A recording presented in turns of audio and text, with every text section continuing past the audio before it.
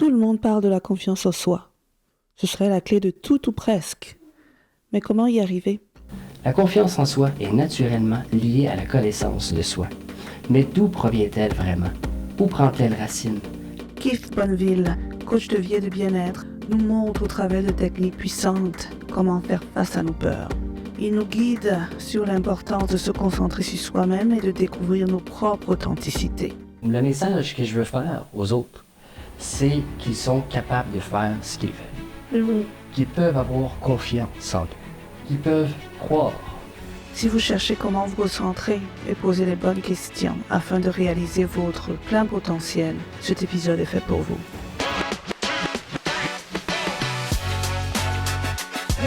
Bonjour et bienvenue l'équipe. Bonjour. Comment allez-vous? Très bien. Merci beaucoup de m'avoir invité, moi. C'est un plaisir. Bienvenue sur Quatrième de couverture. Merci beaucoup. Alors, dites-moi Kit. Qui est Kit? Et pourquoi est-ce que vous faites ce que vous faites? OK, je vais commencer par la première question.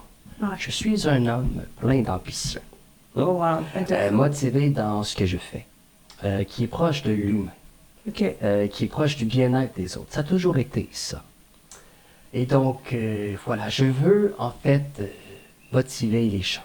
Je veux que les gens, je veux montrer le message que je veux faire aux autres, c'est qu'ils sont capables de faire ce qu'ils veulent, qu'ils peuvent avoir confiance en eux, qu'ils peuvent croire en eux.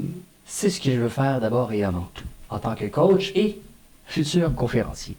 Ok. Et j'allais dire aussi futur auteur, mais ça commence mon activité par rapport à ça, justement, avec mes premiers e-books. Et puis, pardonne-moi, la deuxième question, c'est pourquoi je fais ça, c'est ça? Ouais. Eh bien, c'est un peu en parallèle avec ma personnalité, en fait. Donc, je suis proche de l'humain et je veux toujours que les gens se sentent bien dans leur peau. On vit dans un monde qui est assez stressant, difficile, plein de jugements. C'est pas toujours facile pour tout le monde.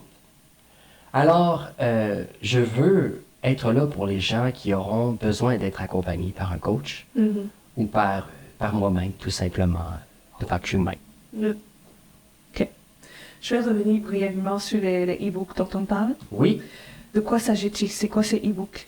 mon tout premier e-book, ça parle du bien-être. En fait, c'est un grand e-book qui vient en deux versions différentes. Ok. OK? Et la première partie, elle est gratuite. C'est le bien-être, c'est quoi? Ça consiste à évaluer ton propre bien-être. Puis là-dessus, je pose des questions, en fait, sur lesquelles le lecteur pourra prendre des notes. Par exemple, à quel niveau tu te sens bien dans la vie en général, entre 1 et 10. Et puis, en bout de ligne, les notes que le lecteur aura prises, ça va servir à pouvoir améliorer, en fait, son bien-être en général avec le deuxième e-book qui s'en vient très bientôt. Donc c'est comme un questionnaire diagnostic, autodiagnostic. Absolument. Ça l'explique qu'est-ce que c'est que le bien-être et à quel point tu te sens bien face aux gens, à quel point tu te sens bien lorsque tu sors de ta zone de confort, des questions comme ça. Dans le deuxième e-book, je pose aussi beaucoup de questions. C'est très important de se poser les bonnes questions dans la vie pour avancer. Alors, c'est ça en fait. Le deuxième qui s'en vient, que je commence tout juste l'écriture, ça parle tout simplement de la confiance en soi. Ok. Donc, je pense évidemment à faire une sorte de suite. Donc, appeler ça la confiance en soi, comment faire? Ok. Ouais. Intéressant. Qui? Pourquoi le bien-être? Pourquoi la confiance en soi? Pourquoi est-ce que ça vous interpelle? Je pense que le bien-être, en fait, la confiance en soi, Ouais. je pense que tout est une question de confiance. Ouais. Confiance en nous et confiance aux autres aussi. La raison pour laquelle, souvent, on n'arrive pas à faire ce qu'on veut réellement dans la vie, c'est toujours une question de confiance. Je pense que c'est la base de tout. Mais la confiance, c'est pas... Ce que je veux dire à travers ça, c'est pas qu'il faut avoir confiance en nous dans tout. On peut ne pas avoir confiance, on peut s'évaluer selon nos C'est ça. Est-ce que c'est même possible d'avoir confiance en tout? Je pense ça. Ben, la confiance en nous, c'est d'être capable d'évaluer ce qui est bon ou non pour nous, tout simplement. Simplement, ça peut nous jouer des tours. Quand on veut réellement faire ce qu'on aime, on peut avoir une mauvaise confiance en nous. Si tu me dis, par exemple, porte-toi un podcast demain. Je me suis pas informé, moi, à savoir comment faire ça. Tu vois? Alors, ça serait difficile, ça serait ardu, même souffrant pour moi d'oser commencer ça directement demain. Mais simplement, j'ai pas confiance en moi pour ça. Mais je connais la confiance que j'ai par rapport à ça. Et donc, c'est important d'être bien connecté avec soi-même. OK. Donc, si je comprends bien, ça se travaille? C'est ça que vous êtes en train de dire? La confiance, ça se travaille absolument. OK. Absolument. Toujours. Jusqu'à la fin de nos jours, ça se travaille toujours. Et on peut avoir peur, mais avoir confiance en soi? Est-ce que ça... Absolument. OK. Absolument. Tu mentionnes ça, et puis ça me concerne beaucoup, parce que bientôt, la semaine prochaine, je vais faire ma toute première conférence et je vais parler de la peur, du stress, de l'angoisse, mais d'avancer malgré ça. Pourquoi? Parce qu'on suit notre instinct. On suit ce qui nous tient à cœur, ce qu'on veut réellement faire. Parfois, ça fait peur, et c'est normal, mais il faut garder confiance en nous malgré ça. Excuse-moi, est-ce que tu préfères que je te tutoie ou que je te vois? C'est vraiment comme tu veux. Ah. Est-ce que toi, tu as peur pour ta première conférence la semaine prochaine? Un peu. OK. Et comment est-ce que tu gères cette peur-là? Je me visualise OK. au moment de le faire. Je me concentre. Et je me ramène à c'est quoi l'importance pour moi de faire cette conférence-là? Pour quelle raison je l'ai fait? C'est ça, en fait. Donc, en fait, c'est qu'on a tous des parties de soi en nous. Quand on a peur, c'est pas nous qui a peur. C'est une partie de nous, à quelque part, à l'intérieur de nous, dans notre esprit, qui a peur. Et donc, en même temps, on a aussi une autre partie de nous qui est confiant. Donc, le confiant en nous. Et donc, tu peux ramener ça à l'avant. Le truc, c'est que quand tu te concentres au moment présent et seulement aux choses positives dans ta vie, eh bien, tu te concentres juste à ça. Le reste, la peur, l'angoisse, le stress, c'est en arrière. Tu n'y penses pas. Un truc que je donnerais... C'est ça, comment est-ce qu'on arrive à faire ça? Eh bien, un truc, justement, que j'ai déjà mentionné dans quelques-uns de mes vidéos de coaching que je fais sur mes réseaux sociaux. D'abord, se tenir droit. Prendre une grande respiration. Oui. Et puis, on peut se rappeler des moments merveilleux dans notre vie. Des moments qui ont été précieux. Des moments qui ont fait en sorte qu'on s'est senti bien. Qu'il y avait plus de peur, plus rien, juste des moments précieux. Ensuite, c'est quand la dernière fois que tu as fait quelque chose d'extraordinaire? La dernière fois que tu as fait quelque chose où tu as été fier de toi? Et puis, t'imaginer en fait comment tu te vois le faire. Si tu laisses de côté la peur, le stress, l'angoisse, si tout est parfait, si tes émotions sont parfaites, comment tu te vois? C'est de te concentrer comme ça. Et surtout, de ne pas trop attendre. De ne pas trop attendre entre le moment où... Mais c'est-à-dire, c'est maintenant que ça se passe. OK. Voici.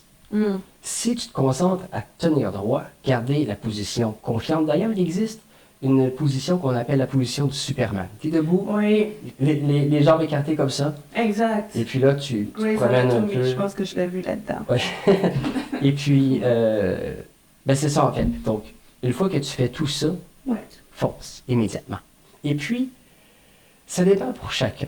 Mais commence avec la chose qui te gêne le plus ou qui te stresse le plus. Par exemple, pour ma conférence, évidemment que j'ai peur, que je suis stressé, j'ai peur de me tromper, j'ai peur d'avoir des plans, j'ai peur de beaucoup de choses. Par contre, je vais arriver et je vais tout de suite casser ma zone de confort, me dépasser. En commençant avec ça, le reste va être plus facile. OK. Donc, ton conseil, c'est on commence par ce qui nous chicane le plus. Ce qui nous fait le plus peur. Pardon? Ton conseil, c'est quoi? Si on a quelque chose à faire, mettons, on commence par ce qui nous fait le plus peur ou on commence par ce qui est plus facile à faire? Si, par exemple, tu as un objectif à faire, commence par te poser les bonnes questions. Pour quelle raison tu veux le faire? À quel point c'est important pour toi? Qu'est-ce que tu veux faire avec ça? C'est quoi le message que tu veux faire? Tu vois? Et puis, ressens le plaisir que ça te fait. Si j'aime, une fois que tu t'imagines que c'est fait, en fait. Et ensuite, la peur est là, ça vient tout le temps.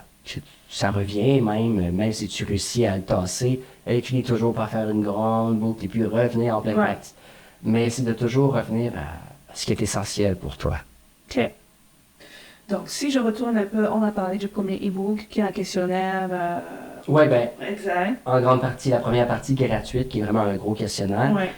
Par la suite, elle est beaucoup plus grande.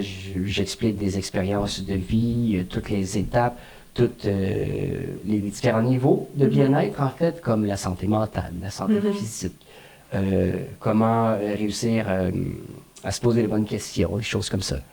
OK. Donc, le deuxième e-book, lui, il sera payant. Ben, payant, oui, mais je veux pas vendre ça cher. Et tu sais pourquoi? Non. Parce que moi, ça ne coûte rien de le faire. Dans le sens que c'est disponible sur Internet, on utilise une application pour faire un livre, un e-book. Tout ce que ça me coûte, si on peut dire coûter, c'est du temps. Mais ça ne coûte rien ce temps-là, parce que moi, ça me fait plaisir de le faire, évidemment. OK. Donc, à ce moment-là, j'aimerais pouvoir offrir mes e-books à un prix vraiment, vraiment raisonnable. J'ai envie de le faire à $1, 99 sous. Juste pour dire que ben, il y a une petite récompense au niveau argent, et puis ben, beaucoup de monde pourra se procurer. Mais coach de bien-être, c'est quelque chose que tu veux vivre de ça, ultimement. Absolument. Exact. Donc, je veux dire, OK. En tant que coach, conférencier, Exact. et auteur aussi. Exact. Mais présentement, Est-ce que j'ai besoin de le rapprocher? oui, un tout petit peu, mais c'est Ok. pas, je suis capable que... Moi, j'y ai pas pensé, mais C'est correct. c'est bon aussi. On t'entend pareil. Ah, OK. Donc, ultimement, je veux vivre de ça, mais présentement, est-ce que tu as autre chose que tu fais en parallèle? Absolument. Ok. J'ai un travail que j'occupe, qui est du lundi au vendredi, de 5 heures le matin à midi. Et donc, ça me permet d'avoir tous mes après-midi, fin de semaine et soirs, c'est de nice. libre pour m'occuper du coaching. J'ai choisi ce travail-là précisément pour l'horaire, OK. pour me permettre d'avoir le plus de temps libre possible. OK. Et ma question pour toi, là, c'est quoi exactement, quelle catégorie, quel genre de client t'approche? C'est des... Qu'est-ce qu'ils recherchent? Écoute, c'est large, mais j'ai envie de te répondre. Je veux approcher les gens qui ont des rêves, des gens qui ont de la misère avec leur confiance en soi, des gens qui veulent bien vivre, des gens qui sont tannés de se sentir mal à l'aise toujours, tout le temps, constamment. Des gens qui ne se sentent pas bien intérieurement, qui ont besoin de réponses. Mais en passant, c'est pas moi qui va répondre à leurs questions, c'est eux-mêmes. Hein? Moi, je suis là pour pouvoir leur permettre de répondre à leurs questionnements. Mais oui, voilà. Parce que, comme je te répète, pour moi, tout est une question de confiance dans la vie. OK, je veux pas paraître méchante. Ma question, en fait, c'est, OK, tu es jeune, tu as l'air super jeune. Oui, Exact. Et puis, il y a des gens qui ont eu des rêves brisés parce que X ou Y, qui sont déjà à une étape de leur vie où c'est peut-être difficile de recommencer, mais ils ont besoin de ce boost-là. Et puis, ils viennent te voir, et toi, tu leur dis, il faut avoir confiance, je peux vous aider, etc. Puis, ils vont te demander, mais c'est quoi l'expérience de vie que toi, tu as pour penser être capable de m'aider, moi, qui est déjà eu? oui. Le souci avec ça, c'est qu'en tant que coach, on n'a pas besoin de tout savoir pour accompagner les autres. Parce que le sujet, c'est mon client et non moi. Je peux avoir des expériences, avoir vécu des choses, c'est un plus. Mais moi, je suis pas là pour lui. En fait, je suis pas là pour parler de moi à mon client. Lui, en fait, il m'explique ce qui se passe et je l'écoute. Je l'écoute activement. Écouter activement, ça veut dire quoi? Ça veut dire non seulement comprendre ce qu'il me dit, mais comprendre ses émotions à travers ce qu'il dit et comprendre l'histoire en arrière, ce qui s'est passé au moment qu'il s'est passé quelque chose quand il me le raconte. OK? Et puis, ensuite, en fait, je lui pose des questions puissantes. Le coaching, être coach, c'est un métier, donc ça prend une technique. Donc, c'est pas une question d'expérience de vie nécessairement. Évidemment, comme je l'ai dit, c'est un plus. Pour certains sujets, dont des formations qu'on peut faire pour des gens. Évidemment, je me dois de montrer l'exemple. Si j'exprime aux gens qu'il faut avoir confiance en soi, qu'il faut se dépasser, qu'il faut surpasser la chaîne, je me dois personnellement de le faire par moi-même. Et c'est ce que je fais très régulièrement. OK. C'est parfait, ça. OK. Donc, semaine prochaine, conférence. Oui. Il y a aussi le deuxième e-book qui... Ça, c'est la semaine prochaine ou c'est un peu plus loin? Ça devrait être la semaine prochaine qui va Parfait. sortir, qui va être prêt. OK. Et là, bien sûr, je suppose qu'il y aura, dans tes réseaux sociaux à toi, tu vas publier. Publier, oui, en masse. Est-ce qu'on aura aussi une vidéo de la conférence? Est-ce que c'est prévu? Oui, ça va être filmé professionnellement. OK. Et donc, je vais mettre des petits bouts sur TikTok, Instagram, mais je vais aussi le publier sur YouTube et Facebook au complet. Ouais. Donc, sans problème, c'est sûr que c'est ça que je vais faire. Je ne sais pas quand est-ce que je vais avoir la vidéo, par contre, mais je vais la voir un peu plus tard. OK. Et là, tu targetes, c'est quoi tes targets? C'est partout dans le monde? Est-ce que c'est le Québec? Tes clients, ils viennent de où? Eh bien, j'ai envie de dire, tant qu'il parle français, Ouais. peu importe qui, parce que je suis pas assez doué en anglais pour ça, pour faire un coaching, pour l'instant. Mais tant que tu parles français, il n'y a pas de problème. Mais évidemment, moi, j'offre toujours une rencontre de bienvenue qui dure 20-25 minutes, une demi-heure, pour qu'on puisse avoir une première connexion. Puis, à ce moment-là, ça marche ou ça marche pas. Tu sais, ça peut arriver que le sujet n'est pas vraiment très, très bon pour le coaching. Par exemple, un problème mentaux, une grande dépression grave, où on a besoin de médication. Exact. Moi, je suis pas là pour ça. Exact. C'est ça. OK. Donc, soit toi, tu peux servir aussi de middleman, mettons, OK, là, le client vient chez toi, il y a des problèmes, tu les aides au mieux de tes possibilités. Mais après, si ça devient clinique ou si on a besoin de services psychologiques poussés ou plus, Absolument. est-ce que tu sers de référence ou comment ça fonctionne? Non, je ne sers pas de référence, mais oui, absolument. Okay. Je pourrais stopper, dire, écoute, je t'écoute, je suis présent pour toi. Malheureusement, pour ce sujet-là, je ne suis pas la bonne personne pour t'aider. C'est ça, tout simplement. Ça se dit bien. Même que c'est préférable de le dire, hein, mais pour pas être là pour rien. Il faut faire un résultat en tant que coach. Il faut permettre à nos clients d'avancer, d'évoluer. La manière que ça fonctionne en coaching, en fait, on établit un contrat de 3, 6, 9 ou 1 an ou 2 ans, ça dépend de chaque sujet. Et puis, on établit un objectif ultime. Tu vois, le sommet de l'objectif. Et à travers ça, on fait des sous-objectifs. Donc, des plans de match. Donc, à chaque séance, il y a un plan de match qu'il faut faire à la fin, en fait, jusqu'à les 2 semaines suivantes. Donc, à chaque fois que le prochain rendez-vous arrive, on regarde ensemble comment s'est passé ton objectif et puis si jamais ça n'a pas fonctionné, qu'est-ce qui a fait en sorte que ça n'a pas fonctionné, puis ensuite, qu'est-ce qu'on peut faire pour que cette fois-là, ça fonctionne. D'ailleurs, une bonne question puissante qui est bon à demander, c'est qu'est-ce qui pourrait faire en sorte que tu n'arriverais pas à faire cet objectif-là?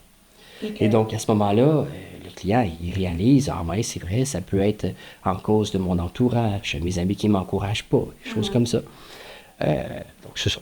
C'est ça. Et il faut que les clients sachent que c'est quand même aussi un travail d'introspection qu'ils vont faire. C'est pas qu'ils vont venir voir un coach qui va leur donner la solution à tout. Là. Absolument. C'est très souvent ce que les gens pensent. Et malheureusement, régulièrement, des choses que les gens ont besoin aussi. Mais c'est pas un besoin véritable. Parce que peu importe qui va te dire quoi faire, ça sera pas personnel à toi. C'est pas toi qui... Exact. Donc, ça mène à rien, en fait. Tiens. Question délicate, mon chèque. Oh, intéressant. Comment ça fonctionne? Pardon? Les tarifs. Moi, j'ai un prix très, très, très raisonnable par rapport quand même à mon expérience, là. Mais, écoute, c'est quoi ta véritable question à travers ça? Je veux dire, si moi, je sens que j'ai des problèmes de confiance en moi, j'ai besoin de me faire soutenir, supporter, accompagner. Puis je viens te voir, je te dis, OK, mon objectif, c'est ça, d'ici 1 an, mettons. Et puis toi, tu dresses ton petit plan, etc., etc.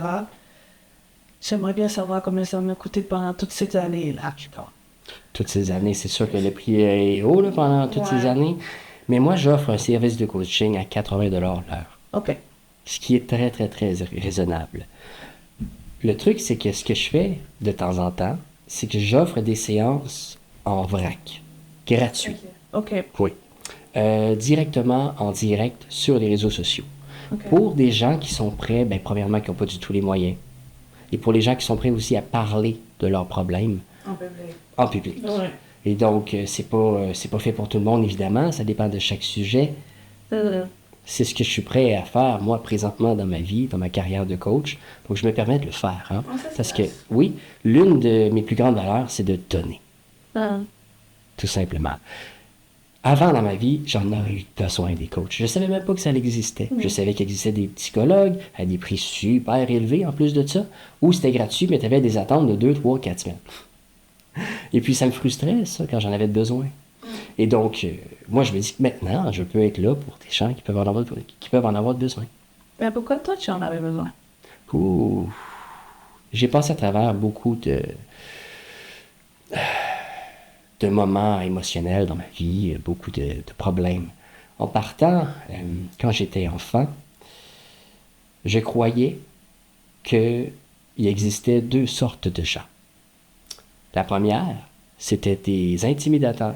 Et le deuxième, c'était des victimes. Mais j'étais comme une cible. Hein. J'étais vraiment la personne qui se faisait intimider. Moi, j'étais incapable de voir une personne triste et encore plus de rendre une personne triste ou intimidée. Moi, j'ai toujours été justement proche des autres parce que je n'aimais pas quand on m'intimidait, des choses comme ça. Mais bref, je pensais que c'était une question de choix. Donc, en exclusivité, ça va prendre 2 minutes. Donc, c'est le début de mon introduction de mon prochain livre sur la confiance en soi. Donc, je vais le lire immédiatement. Parfait. Imagine que tu te retrouves face à un conflit ou à un problème dans ta vie et que tes réactions ne soient pas celles que tu aurais souhaitées. Malgré tes efforts pour gérer la situation de la meilleure manière possible, tu as l'impression de te retrouver décalé avec toi-même, comme si tes actions ne reflétaient pas vraiment qui tu es ou ce que tu veux. Ce manque de cohérence provient souvent d'une connaissance de soi incomplète. Nos émotions peuvent devenir difficiles à gérer ou à comprendre. Ne pas savoir d'où viennent tes émotions ni comment les apprivoiser est souvent le signe d'une certaine distance avec toi-même. C'est aussi une manifestation d'un manque de confiance. La confiance en soi est naturellement liée à la connaissance de soi. Mais d'où provient-elle vraiment? Où prend-elle racine? La confiance en soi se construit à partir d'une meilleure compréhension de qui tu es. Elle se développe au fil du temps, à travers les expériences que tu vis, les leçons que tu apprends, ainsi que les sensations et les émotions que tu traverses. Elle émerge de la capacité à reconnaître tes propres forces et à te connecter à ce qui te fait vibrer. Ce que j'ai découvert au cours de ma vie, c'est que la confiance en soi est profondément liée à nos valeurs personnelles. Les valeurs sont ces choses qui comptent le plus pour toi, celles qui guident tes choix et influencent tes comportements au quotidien. Si tu ressens un manque de confiance en toi, cela signifie souvent qu'il te manque une compréhension claire de toi-même. C'est un signal qu'il est temps de te pencher sur ce qui est vraiment important pour toi et ce qui te motive. Dans ce livre, je te propose une série d'exercices simples pour t'aider à explorer et à découvrir tes valeurs. L'objectif est de renforcer ta confiance en toi et de clarifier tes objectifs futurs. Ces exercices te permettront non seulement de te sentir plus aligné avec toi-même, mais aussi d'améliorer ton estime de toi au fil du temps, jour après jour. Que tu le crois ou non, il m'a fallu beaucoup de temps avant de comprendre réellement ce que signifiait avoir des valeurs. Au début, je pensais que les valeurs faisaient référence à ce qu'on vaut en tant que personne, à nos compétences ou talents. Par exemple, lorsque quelqu'un me demandait quelles étaient mes valeurs, je répondais souvent des choses comme « je joue de la musique » ou « je dessine plutôt bien ». Le premier jour de ma formation coaching, j'ai écouté mes formateurs et mes camarades parler de leurs valeurs comme si c'était quelque chose de naturel pour eux, comme s'ils avaient toujours parlé de ça. Heureusement pour moi, personne ne m'a demandé directement quelles étaient les miennes, car je n'aurais pas su quoi répondre. En les écoutant et en réfléchissant à la question, j'ai réalisé que j'avais une vision assez superficielle des valeurs. Je pensais qu'elles n'étaient que des mots, sans réel sens profond pour moi. Des mots comme aplomb, discrétion ou altruisme ne résonnaient pas vraiment en moi. Je ne les percevais pas comme quelque chose de significatif dans ma vie. Mais avec le temps, j'ai compris que les valeurs sont bien plus que de simples mots. Elles représentent l'énergie de ce qui est vraiment important pour toi, de ce qui donne du sens à ta vie. C'est à ce moment-là que j'ai commencé à explorer mes véritables valeurs, celles qui me définissent au plus profond de moi. C'est le tout début. T'es beau. Merci. C'est du travail, hein? On réécrit souvent, puis en bout de ligne, on finit par trouver que les mots qu'on écrit vraiment correspondent vraiment au message que tu veux transmettre. Je te vois animé d'une belle patience, je te souhaite. Merci. Merci beaucoup. Et merci beaucoup, c'est très touchant. Ça fait plaisir. Super. Écoute. C'est ça? Oui, c'est ça. OK.